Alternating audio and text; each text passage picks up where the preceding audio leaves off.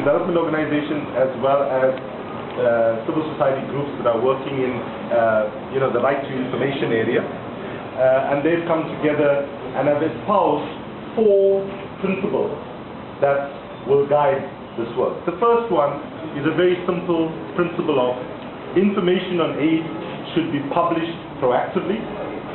Secondly, everyone has the right to request and receive information about aid. And when we say everyone has a right, let's just tease that out a little bit. Because it's not only about citizens in poor countries who are supposed to be the targeted beneficiaries of aid, but also citizens in the donor countries also have a right to know what their governments are committing to, what the governments are funding. And so this is a very nice bridge between the interest to better governance on the part of citizens in rich and poor countries.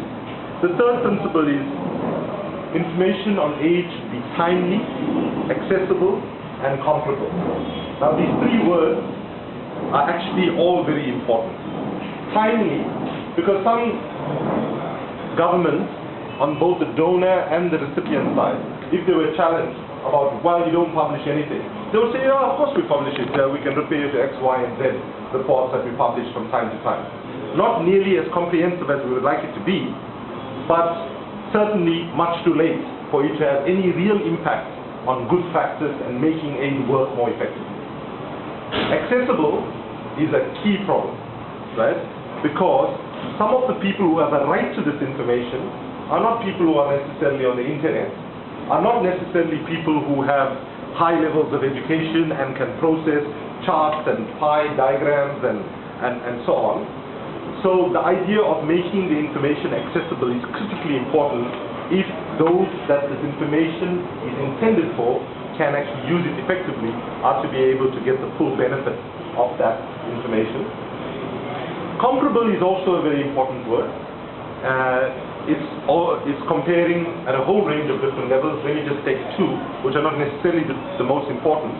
But one is comparing between countries, right? Especially if I give you one example. Like for example, the target of 0.7% that was committed to developing countries. This commitment, by the way, for those of you who don't know, was not made yesterday, 5 years ago, 10 years ago, and so on. It was a commitment that was made in 1970.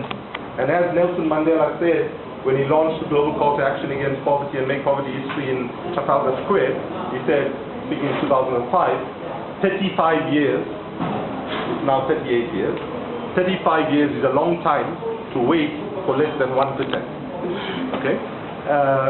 So being able to compare how one country is doing against the other, we know there are only 5 countries that meet the 0.7% target.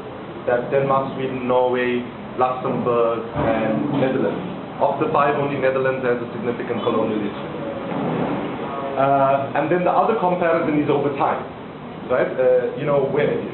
When donors commit to an initiative that clearly will require a significant period of time before you can measure impact and before those resources take root and really have an impact, it's about seeing whether comparing our donors in the same country, in the same area, in the same sector of development, how in fact resources are flowing and being prioritized. The 4th principle is the right of access to information about aid should be promoted. Today the problem is a lot of us and a lot of people in the developing world don't believe that they actually have a right to that information.